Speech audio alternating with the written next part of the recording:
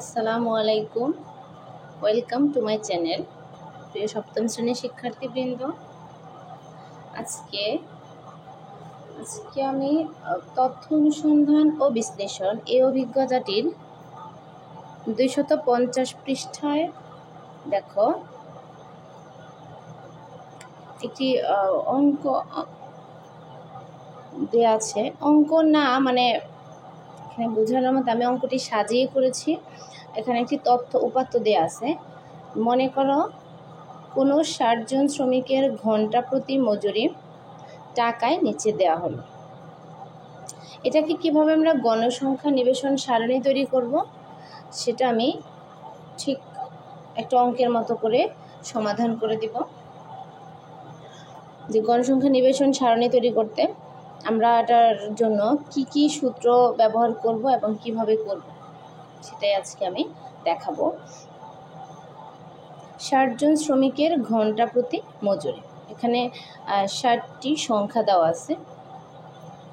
এটা করতে গেলে আমাদের প্রথমে গণসংখ্যা নিবেশন সারণী তৈরি করতে গেলে আমাদের প্রয়োজন হবে শ্রেণীব্যাপ্তি। আমি পঞ্চম শ্রেণীতে করেছি, ষষ্ঠ শ্রেণীতেও করেছি। দেখো, শ্রেণীব্যাপ্তি লাগবে, টালি চিহ্ন লাগবে এবং গণসংখ্যা লাগবে।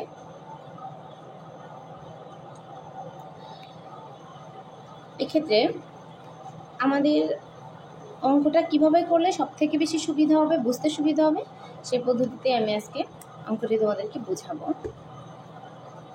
প্রথমে আমরা উপাত্তের সর্বোচ্চ সংখ্যা বের করব। আমাদের এখানে যে উপাত্তগুলো দেয়া আছে, এখানে মোট 60টি সংখ্যা দেয়া আছে, 60টি উপাত্ত। এই উপাত্তগুলো থেকে আমার প্রথমত সর্বোচ্চ সংখ্যা এবং সর্বনিম্ন সংখ্যাটা বের করা লাগবে। তাহলে উপাত্তের সর্বোচ্চ সংখ্যা হচ্ছে 65 এবং সর্বনিম্ন সংখ্যা হচ্ছে 33। এবার আমরা নির্ণয় করব উপাত্তের পরিসর। উপাত্তের পরিসর নির্ণয়ের সূত্র আমি পরবর্তী ক্লাসে এই অধ্যায় সম্পর্কিত যতগুলো সূত্র প্রয়োজন সবগুলো সূত্রই দিয়ে দেওয়ার চেষ্টা করবো ইনশাআল্লাহ। পরিসর নির্ণয় সূত্র হচ্ছে হয় সর্বোচ্চ সংখ্যা বিয়োগ সর্বনিম্ন সংখ্যা যোগ 1। তাহলে সর্বোচ্চ সংখ্যা 65, সর্বনিম্ন সংখ্যা 33 যোগ 1। 65 থেকে 33 বিয়োগ করলে হয় 32, 32-এর সাথে 1 যোগ করলে হয় 33। এবং শ্রেণীব্যাপ্তি 5 ধরলাম। তোমরা চাইলে শ্রেণীব্যাপ্তি 6 ধরতে পারো, 10 ধরতে পারো, 8 ধরতে পারো। শ্রেণীব্যাপ্তিটা আসলে নিজে যা ধরে করতে পারি, 2 থেকে শুরু করে ধরা যায়, সমস্যা নেই। শ্রেণীব্যাপ্তি 5 ধরলাম। শ্রেণীব্যাপ্তি 5 ধরে আমরা আগে শ্রেণী সংখ্যাটা নির্ণয় করব। শ্রেণী সংখ্যা নির্ণয় করার সুবিধাটা হচ্ছে কি, শ্রেণী সংখ্যা নির্ণয় করলে আমরা এই যে গণসংখ্যাটা করতে গেলে আমাদের কতগুলো ঘর করা প্রয়োজন সেটার একটা সুবিধা করা যায়। তাই শ্রেণী সংখ্যার সূত্র হচ্ছে পরিসর বাই শ্রেণীব্যাপ্তি। পরিসর তো আমরা বের করলাম 33, আর শ্রেণীব্যাপ্তি আমরা 5 ধরেছি। 5 দিয়ে 33কে ভাগ করলে, দেখো ভাগ করেছি, 5 6 30, থাকে এখানে 3, 33 থেকে 30 গেলে 3, আবার দশমিক দিয়ে একটা শূন্য নামালাম, 30, 5 6 30, এখানে 6.6। এই যে ভাগফলের দশমিক সংখ্যাটা আসে, ভাগফলের দশমিক সংখ্যাটির জন্য আমাদের একটি ঘর বেশি ধরতে হবে। তাহলে 6.6 মানে কি, প্রায় 7টি ঘর প্রয়োজন আমাদের। 7টি শ্রেণী সংখ্যা অথবা শ্রেণী সীমা যাই বলি, প্রায় 7। এখানে আমরা লিখে দিতে পারি ভাগফলটাকে 6.6 অথবা প্রায় 7। নিচে 60 জন শ্রমিকের মজুরির গণসংখ্যা নিবেশন সারণী তৈরি করা হলো। নিবেশন সারণী তৈরি করতে গেলে আমাদের 3টা কলাম প্রয়োজন: শ্রেণী ব্যবধান, টালি চিহ্ন, গণসংখ্যা। প্রথমে শ্রেণী ব্যবধান করব। শ্রেণী ব্যবধান অনেক সময় আমরা চাইলে সর্বনিম্ন সংখ্যা থেকেও শুরু করতে পারি, যেমন আমার সর্বনিম্ন সংখ্যা আছে 33, বা চাইলে এর থেকে একটু আগের সংখ্যা শুরু করতে পারি, এটা কোনো সমস্যা নেই। আবার আমি চাইলে 30 থেকেও ধরতে পারতাম। তবে বইয়ে খেয়াল করো, তারা এখানে 30 থেকে দিয়েছে, কিন্তু 30 থেকে দিয়ে তারা 35-এ নিয়েছে। কিন্তু এটা 35 হবে না। 30 থেকে ধরে যদি শ্রেণীব্যাপ্তি তারা 5 ধরে, তাহলে এখানে হবে 34। আর যদি তারা 35 রাখে এখানে, তাহলে এখানে 31 হবে। আমরা 31 থেকে ধরেছি, এটা 30 হবে না। আমরা 31 থেকে যদি ধরি, তাহলে 31 থেকে আমাদের শ্রেণীব্যাপ্তি 5 হলে 31, 32, 33, 34, 35। 5 শ্রেণী ব্যক্তি বা শ্রেণী ব্যবধান 35 গিয়ে হয়। তার পরবর্তী শ্রেণী ব্যবধান শুরু হবে 36 থেকে 40, 41 থেকে 45, এভাবে আমাদের টোটাল আচ্ছা সরি একটা কথা বলা হয় না, আমাদের এখানে শ্রেণী সংখ্যা লাগবে 7টি। তাহলে 7টি শ্রেণীর সংখ্যা আমরা এখানে নিলাম এবং তার থেকে আরও 2টি বেশি আমাদের প্রয়োজন, কেননা উপরে যে এই নামগুলো লেখার জন্য একটা লাগবে, নিচে মোট লেখার জন্য একটা লাগবে।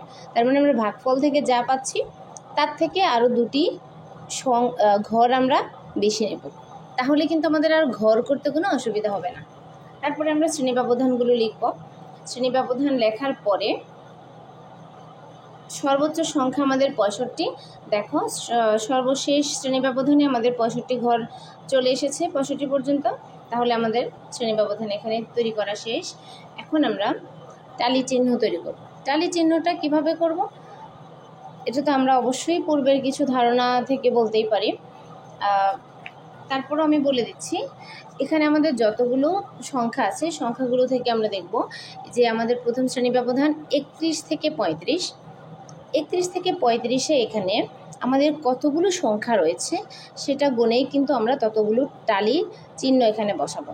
তাহলে 31 থেকে 35-এ আমার এখানে সংখ্যা রয়েছে 2টি, তাই আমি এখানে টালি চিহ্ন 2টি দিয়েছি।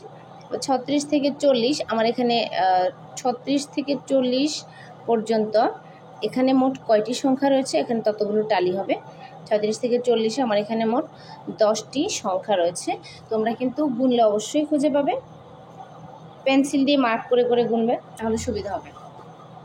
এখানে 10টি, তাহলে এখানে 10টি টালি বসানো হয়েছে। 41 থেকে 45-এ এখানে টালি সংখ্যা 12টি, টালি 12টি বসানো হয়েছে। 46 থেকে 50-এ আমার এখানে সংখ্যা হচ্ছে 7টি, টালি 7টি বসানো হয়েছে। 51 থেকে 55-এর মধ্যে আমার সংখ্যা 12টি, 12টি টালি বসানো হয়েছে। 56 থেকে 60-এ আমার সংখ্যা হচ্ছে 6টি, 6টি টালি বসানো হয়েছে।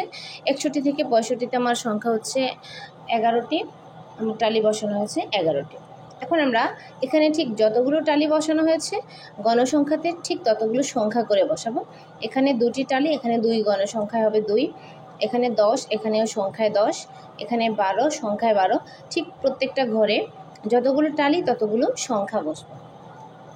এবার আমরা গণসংখ্যাটা যখন টোটাল কাউন্ট করব, কাউন্টে যদি আমাদের মোট সংখ্যাটা, যেমন আমার এখানে বলছে 60 জন শ্রমিক, তাহলে আমার গণসংখ্যাতে যদি এখানে কাউন্টটা প্রশ্নের সাথে মিলে যায় তাহলে আমার গণসংখ্যা সারণী তৈরি করা হয়েছে ধরে নেব। তাহলে খেয়াল করো গণসংখ্যা কত হয়েছে 60, যোগ করে অবশ্যই তোমরা এখানে 60 খুঁজে পাবা। তাহলে অঙ্কটা কিভাবে আমরা মানে একটু গণসংখ্যা নিবেশন সারণীর মতো করতে পারি। এবার এইরকম কোনো অঙ্ক যদি তোমাদেরকে দেয় যে গণসংখ্যা নিবেশন সারণীতে তৈরি করো, আশা করি তোমরা পারবে, আর কোনো অসুবিধা হবে না। ঠিক একইভাবে করে নেবে। উপাত্তের সর্বোচ্চ মান, সর্বনিম্ন মান, পরিসর, শ্রেণী ব্যাপ্তি এবং শ্রেণী সংখ্যাটা বের করলে সুবিধা হবে আমাদের। ঘর সংখ্যাটা আমরা খুব সহজে বের করে নিতে পারবো এবং ঘর আঁকতেও আমাদের সুবিধা হবে। আশা করি বুঝতে পেরেছ। ধন্যবাদ।